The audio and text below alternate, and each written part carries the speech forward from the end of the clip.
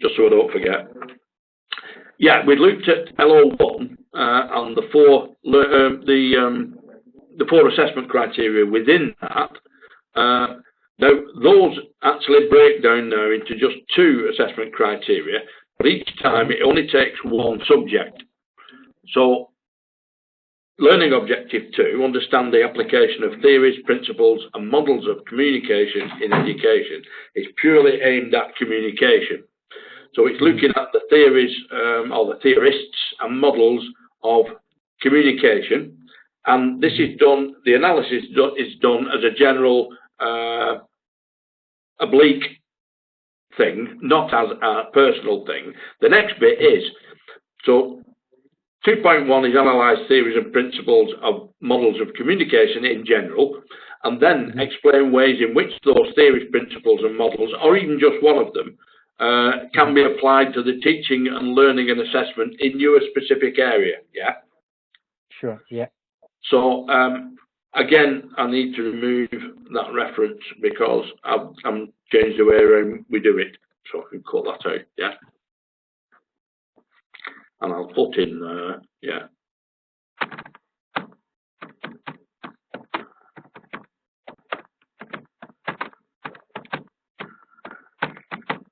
That's better.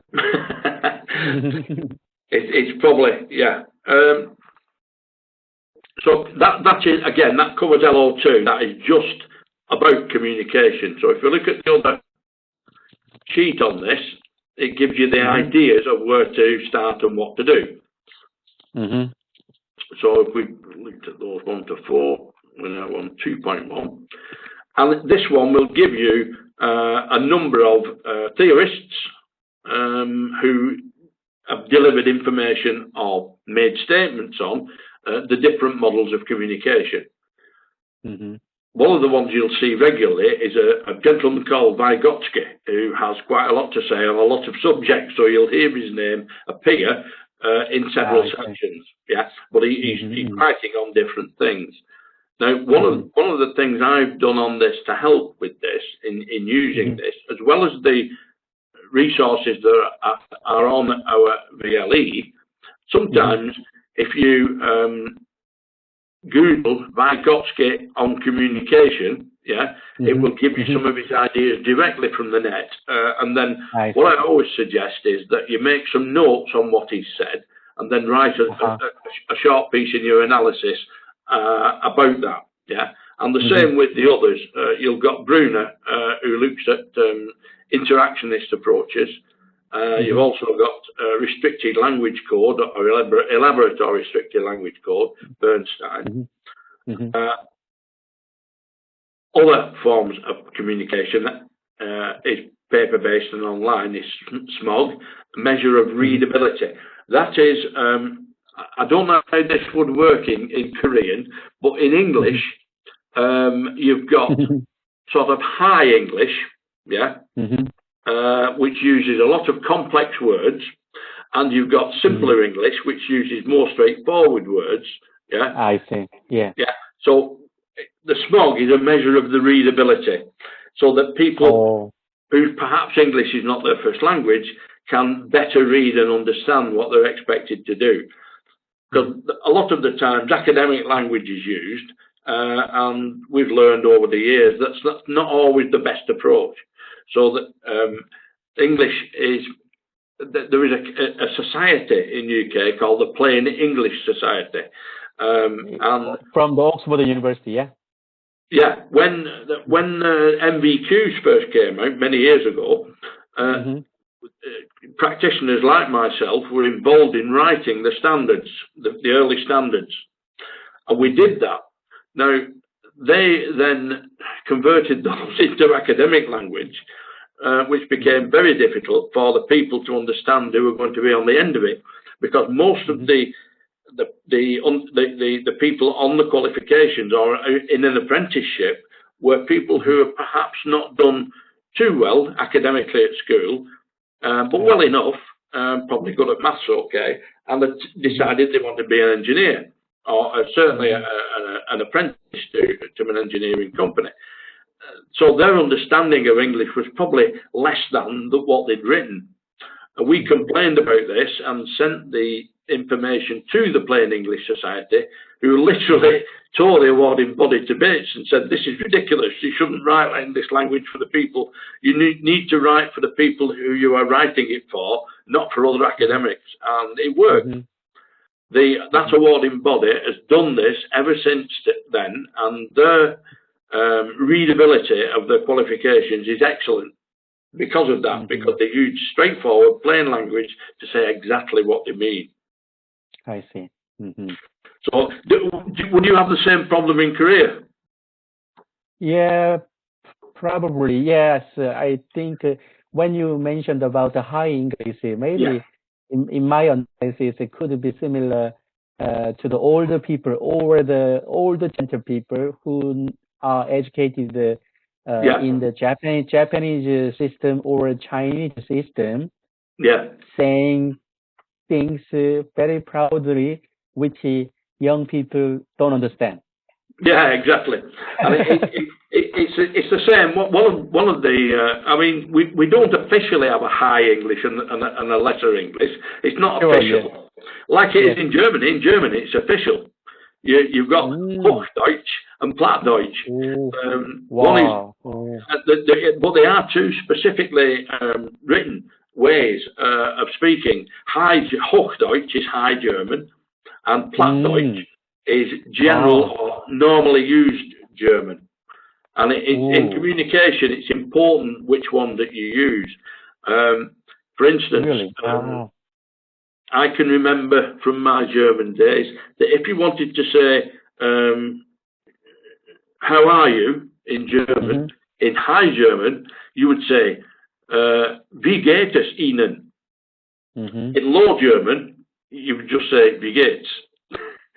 So you miss quite a bit of it out because it's not necessary.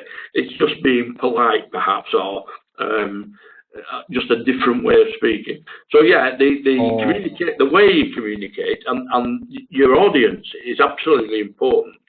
And that's true. Yes.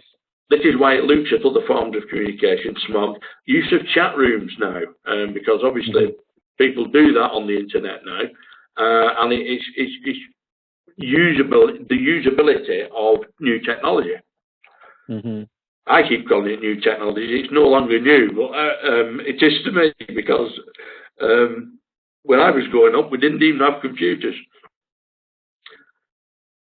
So that's 2.1. So you can choose a couple of people to look at, or three, and then get some information about them and what they've said. Make some notes from what you've read, and then write your analysis from those.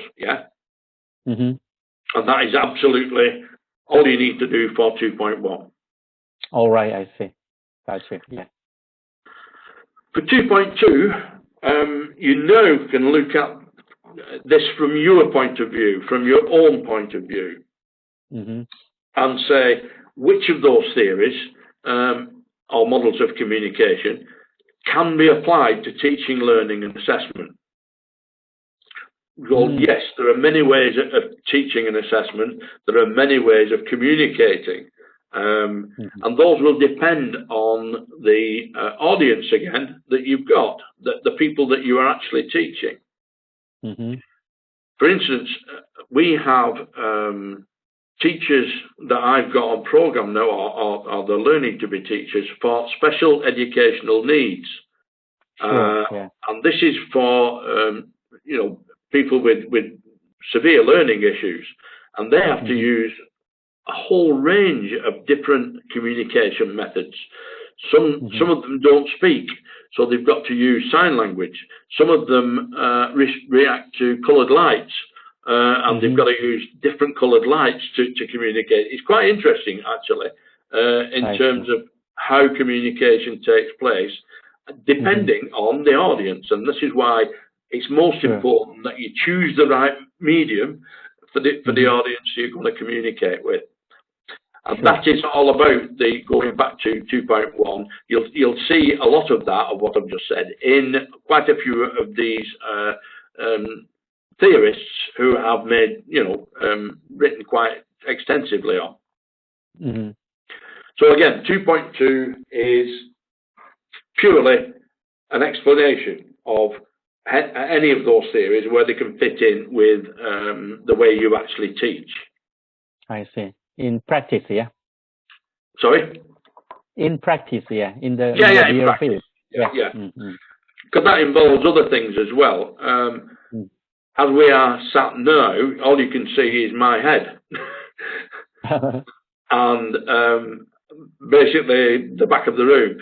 Now, if you are in front of an audience or a class, and this is extremely important for lecturers, where they may have a large number in the audience. It can be like, in some universities, I've seen as many as 200 people in for a lecture. So non-verbal body language is absolutely important when you're delivering in front of a big audience of that nature. If you watch comedians on stage who are telling jokes but also ad-libbing, in other words, they're just making some of it up as they go along, you watch them work off the audience and how they move forward to the audience and talk to one section of the audience and then move over to another section of the audience and actually draw them in. Yeah. So your actual body language is extremely important. Some of it you may not be aware of, and it's good to have an observation sometimes of you at work in front of a class, so that you can get some feedback on your actual body language when you're speaking. I tend to be quite verbal with my hands when I'm in front of a class. I move around quite. Many people like that. Yeah, I move around quite a bit, and I use my hands and explain. But that's just me. Now, one of the things I had to learn to control, and something I was completely unaware of, was when I was doing my teacher training, we had to produce, I think it was a 20-minute, a 1 hour, and then a 2-hour lecture, all from our own resources, and then deliver that in front of the rest of the group. And we were videoed in those days, and the video camera was in the corner, and I was very aware of it. But I didn't realise that I had a habit of stepping forward with one foot towards the audience, and then stepping back again.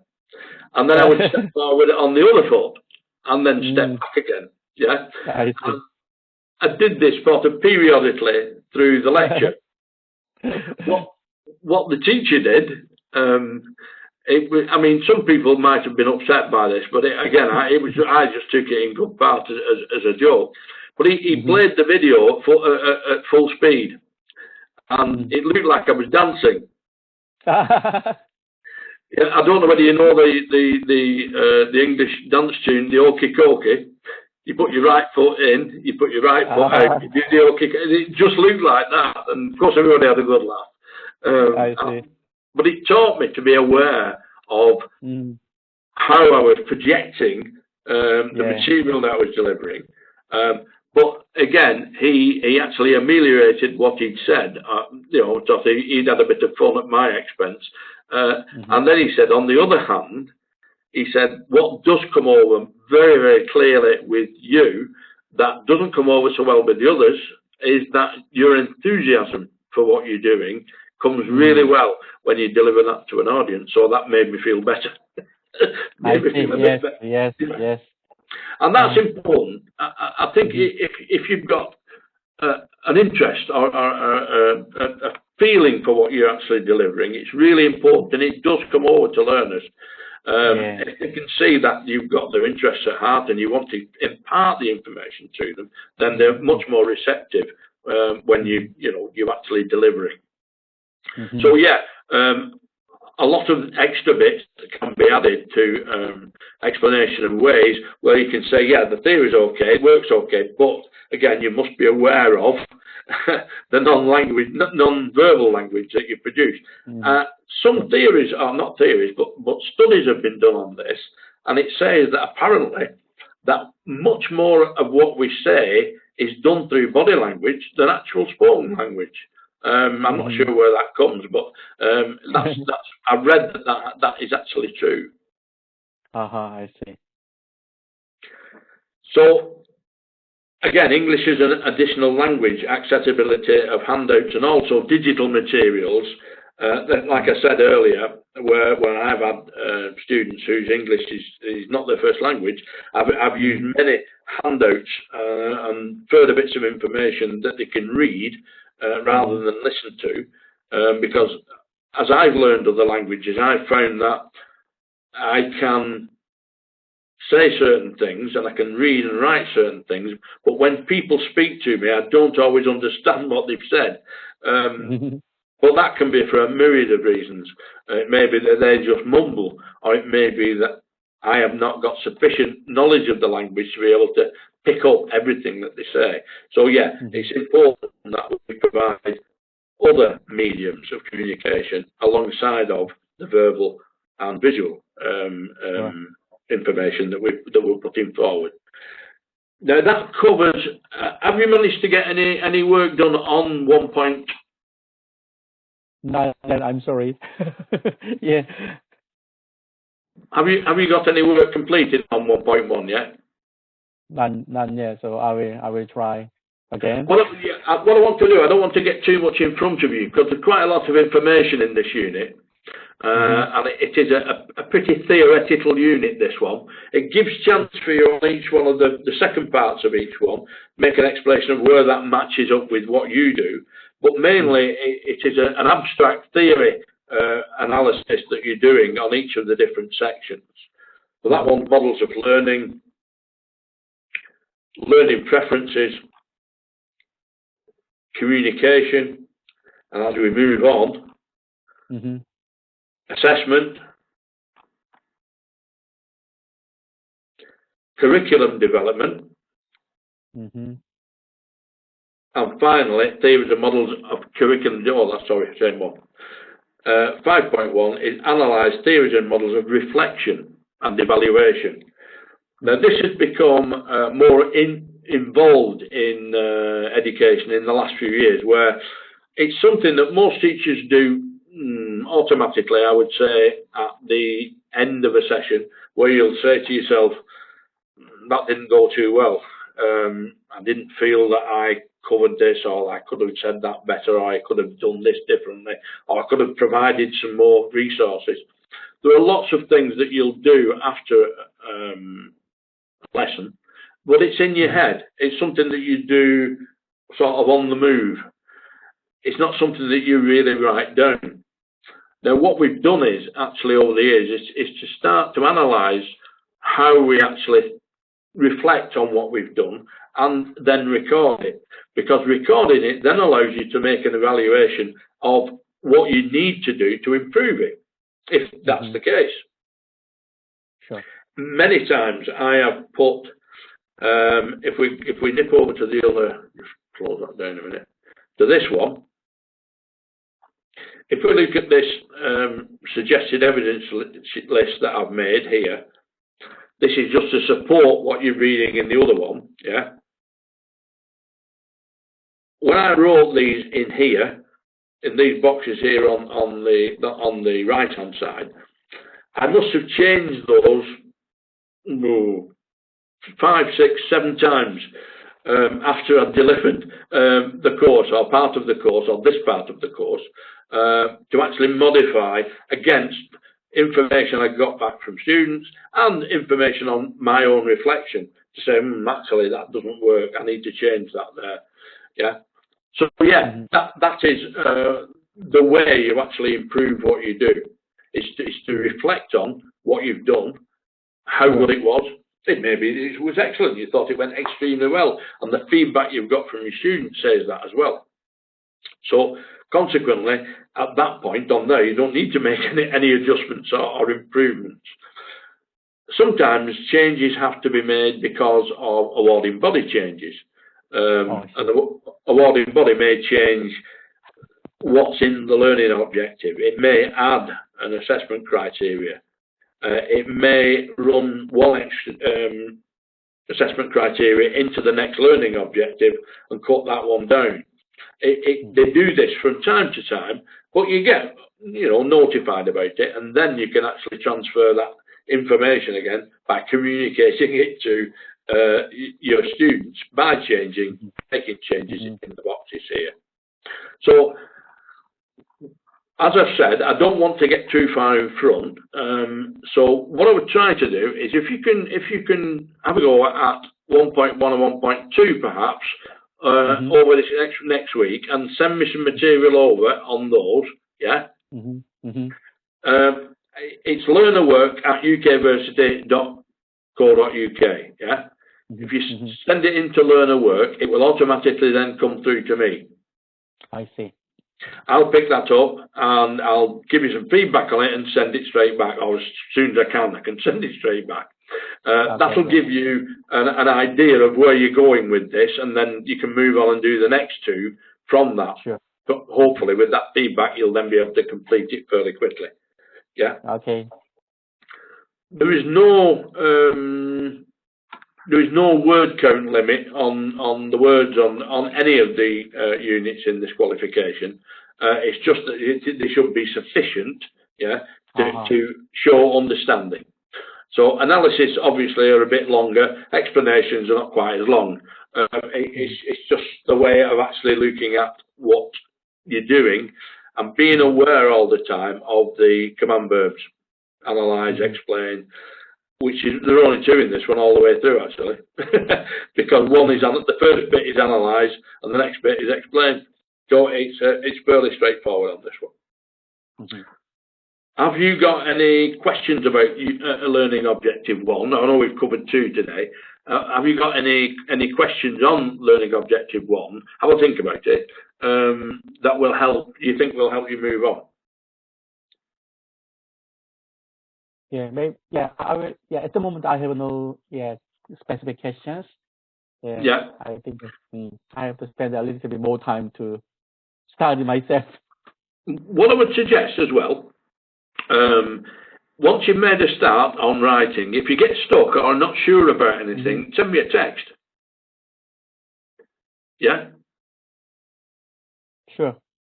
Yeah, just send me a text with a question or whatever, and I'll hopefully answer that fairly quickly and send that back to you, and that'll help you to move on as fast as you possibly can. Then.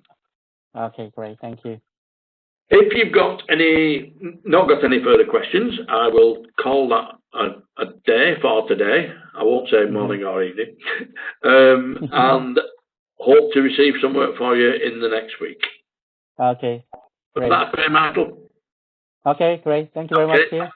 Thanks for attending. Of course, it'll be Thursday next week, of course. Yeah. Yeah, I'm okay either Wednesday or Thursday. Okay. Yeah, okay. Thank you. Yeah. Bye now. Bye-bye.